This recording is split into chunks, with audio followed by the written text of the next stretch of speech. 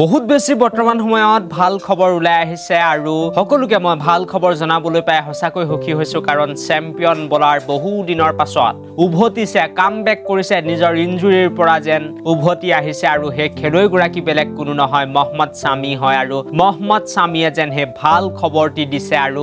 শামিয়ে অতি শীঘ্ৰেই যোৱা কিছুদিনৰ পাছতে আসলতে কেইটামান দিনৰ পাছতে যি ৰঞ্জি ট্ৰফি হ'বলৈ গৈ আছে হে ৰঞ্জি ট্ৰফিত নিজৰ কামবেক কৰিবলৈ গৈ আছে আৰু 2023 চনৰ এদিনীয়া বিশ্বকাপৰ ফাইনেলত মহম্মদ শামিক একেবাৰে অন্তিমবাৰৰ বাবে দেখা গৈছিল ইণ্ডিয়া টিমৰ হৈ খেলা কিন্তু তাৰ পাছত ইনজুৰিৰ বাবে খেলুৱৈগৰাকী বহুদিন আমাৰ ভাৰতীয় টিমত নাছিলে বা আঘাতৰ বাবে তেখেত দূৰত আছিলে খেলৰ পৰা কিন্তু এতিয়া যেন হে ভাল খবৰটি আহি পৰিছে আৰু বহু দিনৰ পাছত আসলতে খেল পথাৰত মহম্মদ শামিক দেখা পাব আৰু ৰঞ্জি ট্ৰফি খেলা প্ৰথমতে আপোনালোকে দেখা পাব আৰু এই ভাল খবৰটি কিছু সময়ৰ আগতে আমি জানিব পাৰিছো তাৰ লগতে ৰঞ্জি ট্ৰফি খেলাৰ পাছতে ইন্টাৰনেশ্যনেল ক্ৰিকেটলৈ মহম্মদ শামিৰ উভতনি ঘটিব আৰু হয়তো মই যি আপডেট পাইছো হয়তো বৰ্ডাৰ গাভাস্কাৰ ট্ৰফিটো মহম্মদ শামিৰ নামটো হয়তো এড কৰিব পাৰে যিদৰে আমি নিউজিলেণ্ডৰ সিৰিজত দেখিছিলো যে ৱাশ্বিংটন সুন্দৰক ভাৰতীয় টিমত মাজতে সুযোগ দিয়া হৈছিল বা মাজতে এড কৰা হৈছিল এজন খেলুৱৈক তো তেনেকৈ মহম্মদ শামিয়ে যদি ৰঞ্জি ট্ৰফি এখন মেচ খেলি দিয়ে তাৰ পাছতে মেচ ফিটনেছ যদি পাছ কৰে তেনেহলে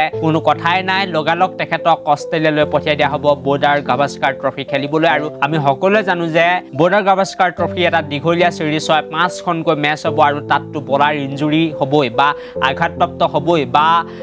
আসলতে বলাৰসকলক ৰেষ্ট দিব লাগিবই সেইবাবে মহম্মদ শামিৰ দৰে এজন সিনিয়ৰ বলাৰ যদি গৈ ভাৰতীয় টিমক জয়েন কৰে গৈ তেনেহলে বহুত বেছি মনোবল বাঢ়ি যাব আৰু মহম্মদ শামি হয়তো কামবেক কৰিব পাৰে বুলি বৰ্তমান সময়ত আটাইতকৈ বেছি ডাঙৰ খবৰ ওলাই আহিছে আৰু ৰঞ্জি ট্ৰফিটো তেখেতে খেলিবই কিন্তু বৰ্ডাৰ গাভাস্কাৰ ট্ৰফিতে ভাৰতীয় ক্ৰিকেট দললৈ উভতি অহাৰ ইংগিত যেন এতিয়া চেম্পিয়ন বলাৰ গৰাকীয়ে প্ৰদান কৰিছে বা 2013 চনৰ চেম্পিয়ন ট্ৰফি উইনাৰ মহম্মদ শামিয়ে যেন এতিয়া সেই ইংগিত দিছে বা ভাল খবৰ দিছে আৰু বাংগালৰ হৈ মহম্মদ শামিয়ে ৰঞ্জি ট্ৰফি খেলাৰ পাছতে তেখেতৰ ইন্টাৰনেশ্যনেল ক্ৰিকেটলৈ উভতনি অহাৰ বৰ্তমান সময়ত ইংগিত আহিছে বা খবৰ আহিছে আৰু এনেকুৱা ধৰণৰ খবৰবিলাক পালে ভাল লাগে কাৰণ ইণ্ডিয়া টিমৰ বৰ্তমান সময়ত কনফিডেন্স লেভেল একেবাৰে ডাউন হৈ আছে হাৰি আছে নিউজিলেণ্ডৰ লগত গতিকে সেইবাবে মহম্মদ শামিৰ দৰে যদি এজন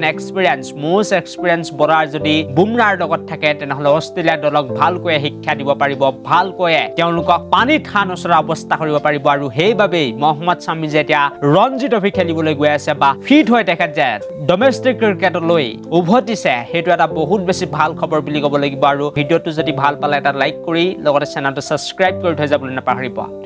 থ্যাংক ইউ ফৰ ৱাচিং দিছ ভিডিঅ'